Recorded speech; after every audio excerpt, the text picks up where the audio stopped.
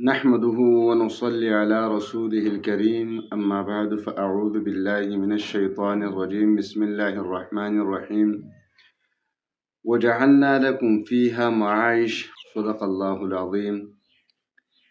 میرے محترم بھائیوں اور بہنوں،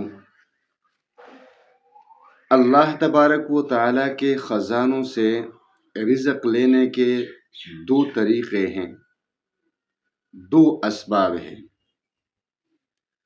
اس میں ایک سبب غیر یقینی ہے اور ایک سبب یقینی ہے۔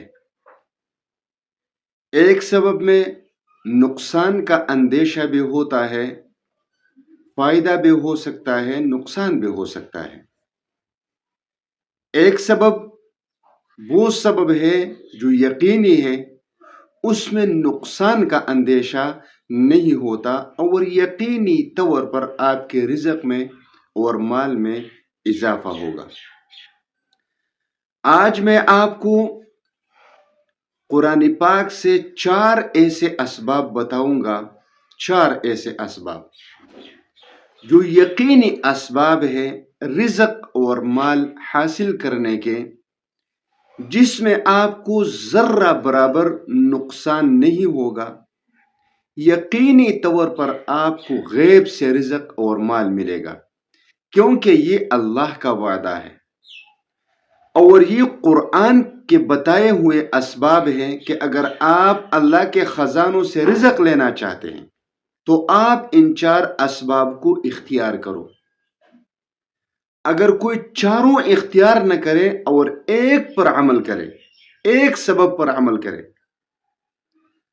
تو یقینی طور پر اللہ تبارک و تعالی آپ کو غیب سے رزق عطا فرمائے گا اور آپ کو غیب سے مال و دولت عطا فرمائے گا۔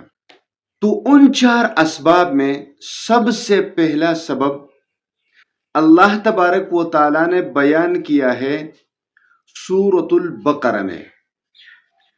سورۃ البقرہ پارہ نمبر 3 رکوع نمبر 3 میں اللہ تبارک و تعالی فرماتے ہیں، مثل الذین ينفقون اموالهم في سبيل الله كمثل حبة انبتت 7 سنابل في كل سنبلة 100 حبة واللہ یضاعف لمن یشاء واللہ واسع علیم۔ اللہ تبارک و تعالی نے صدقہ کرنے والوں کا مثال بیان کیا ہے کہ 1 روپیہ اللہ کے لیے خرچ کرنے والے کا مثال اس طرح ہے کہ اگر کوئی زمیندار 1 دانہ بیج بوتا ہے تو اللہ تبارک و تعالی اس کو 700 دانوں میں بدل دیتے ہیں، یعنی 1 بویا اور 700 اٹھایا۔ واللہ یضاعف لمن یشاء، اور اللہ تبارک و تعالی اس سے بھی زیادہ عطا کرتا ہے جس کو چاہتا ہے۔ تو جو لوگ اللہ تبارک و تعالی کے راستے میں خرچ کرتے ہیں، جو صدقہ کرتے ہیں، تو یہ رزق اور مال میں برکت کے لیے وہ سبب ہے جو یقینی طور پر آپ کو اس کے بدلے میں 700 ملیں گے۔ اور اگر آپ کا اخلاص اور بھی زیادہ ہوگا، آپ کی نیت اللہ تبارک و تعالی کی رضا کی مضبوطی سے ہوگا، تو یضاعف لمن یشاء، اللہ اس سے بھی زیادہ عطا کرتا ہے، کیونکہ واللہ واسع علیم، اللہ ہی فراخی لانے اور جاننے والے ہیں۔ تو سب سے پہلا سبب جو اللہ تبارک و تعالی نے قرآن میں بیان کیا ہے وہ صدقہ ہے۔ یاد رہے کہ آپ میں سے جو چاہتا ہے کہ میرے مال میں اضافہ ہو، میرے رزق میں اضافہ ہو، تو وہ اس سبب پر ضرور عمل کرے، صدقہ کرے۔ صدقہ کے لیے کوئی لمٹ اللہ نے نہیں رکھی کہ آپ 10 خرچ کر دو، 1 لاکھ خرچ کر دو، 1000 خرچ کر دو، جتنا چاہو خرچ کرو، لیکن اللہ کی رضا کے لیے خرچ کرو اور اس میں 2 چیزوں سے بچ کے رہو، من ولا اذن، ایک کسی پر احسان جتلانا احسان جتلانے سے پرہیز کرو اور کسی کو تکلیف دینے سے پرہیز کرو، یعنی جس کو آپ صدقہ دیتے ہیں اس پر بار بار احسان جتلانے سے پرہیز کرو اور اس کو یعنی اس کے عزت نفس کو مجروح کرنے سے پرہیز کرو۔ یہ دو چیزیں ہیں جو صدقہ میں نہیں ہونے چاہیے۔ اگر یہ دو چیزیں صدقہ میں ہو تو آپ کے لیے اجر کے بجائے وبال بن جاتا ہے یہ صدقہ، لہذا اس سے پرہیز کرے اور صدقہ کرے، یقینی طور پر آپ کی مال اور رزق میں اضافہ ضرور ہوگا۔ اب دوسرا سبب اللہ تبارک و تعالیٰ نے بیان کیا ہے سورۃ طٰہٰ کے آخر رکوع میں، اور اللہ تبارک و تعالیٰ نے فرمایا وَأْمُرْ أَهْلَكَ بِالصَّلَاةِ وَاصْطَبِرْ عَلَيْهَا لَا نَسْأَلُكَ رِزْقًا نَحْنُ نَرْزُقُكَ وَالْعَاقِبَةُ لِلتَّقْوَىٰ۔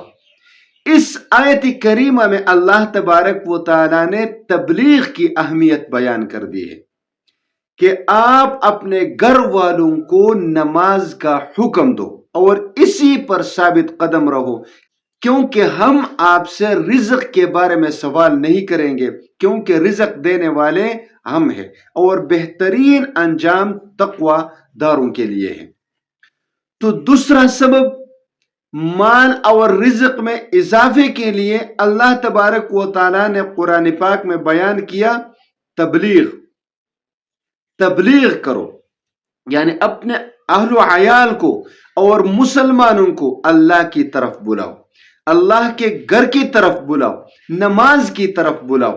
تو جب آپ لوگوں کو نماز کی طرف بلائیں گے، اللہ کی طرف بلائیں گے، تو یقینی طور پر یہ وہ سبب ہے کہ اس میں آپ کے لیے کوئی نقصان نہیں، اور اللہ تبارک و تعالیٰ آپ کی رزق میں اور آپ کے مال میں اضافہ فرمائے گا یقینی طور پر۔ یہ دو سبب ہو گئے، صدقہ اور تبلیغ یعنی نماز کی طرف بلانا، یہ دو سبب ہو گئے، یقینی طور پر آپ کے مال اور آپ کے رزق میں اضافہ ہوگا۔ تیسرا سبب اللہ تبارک و تعالیٰ نے 29ویں پارے سورۃ نوح میں بیان فرمایا ہے، اور وہ ہے استغفار۔ جو لوگ استغفار کرتے ہیں تو اللہ تبارک و تعالیٰ نے اس کے اور بھی بہت سارے فوائد بیان کیے ہیں، لیکن میرا موضوع آج کا ہے رزق اور مال میں اضافے کا، تو میں وہی لوں گا، اور اللہ تبارک و تعالیٰ نے فرمایا وَيُمْدِدُكُمْ بِأَمْوَالٍ، اور اللہ تبارک و تعالیٰ آپ کو مال عطا فرمائے گا، رزق عطا فرمائے گا۔ تو جو لوگ یہ چاہتے ہیں کہ میرے رزق میں اضافہ ہو، جو لوگ یہ چاہتے ہیں کہ میرے مال میں اضافہ ہو، تو اس کو یہ تیسرے سبب پر ضرور عمل کر لینا چاہیے، اور وہ ہے استغفار۔ استغفار صرف مال کے لیے نہیں، آپ پر جتنے بھی مشکلات اور مصائب ہے تو استغفار پڑھنا شروع کر دو۔ جب آپ استغفار پڑھیں گے، استغفار کریں گے، تو نہ صرف یہ کہ آپ کے مال میں اضافہ ہوگا، آپ کے رزق میں اضافہ ہوگا، آپ کو اللہ تبارک و تعالیٰ اولاد بھی عطا فرمائے گا، اللہ تبارک و تعالیٰ بارشیں بھی بر وقت برسائے گا، آپ کی تمام مشکلات کو ختم فرمائے گا، مصائب ختم فرمائیں گے، پریشانیاں دور کریں گے۔ بہت سارے فضائل ہیں استغفار کے۔ تو یہ 3 سبب ہو گئے، تیسرے پر عمل ضرور کریں، اور یہ وہ اسباب ہے میرے بھائیو کہ صدقہ کرنے میں کوئی مشکل ہے؟ کوئی مشکل نہیں۔ کسی کو نماز کی طرف بلانے میں کوئی دشواری ہے؟ نہیں، کوئی دشواری نہیں۔ استغفار کرنے میں کسی کو کوئی دشواری ہے؟ کوئی دشواری نہیں، تینوں ہم کر سکتے ہیں۔ اور چوتھا سبب اللہ تبارک و تعالیٰ نے 28ویں پارے سورۃ الطلاق میں بیان فرمایا ہے، اور اللہ تبارک و تعالیٰ نے فرمایا وَمَن يَتَّقِ اللَّهَ يَجْعَل لَّهُ مَخْرَجًا وَيَرْزُقْهُ مِنْ حَيْثُ لَا يَحْتَسِبُ۔ ان چاروں اسباب کا سردار یہ ہے تقوی۔ جس نے تقوی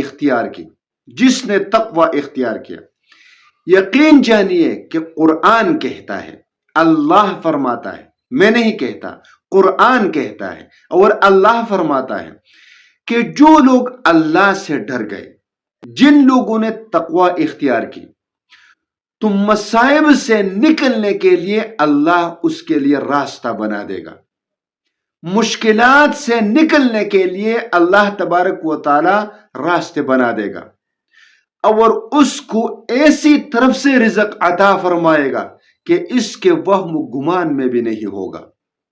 اب یہ تقوی ہے کیا چیز؟ یہ دل کی وہ کیفیت ہے میرے بھائیو اور بہن۔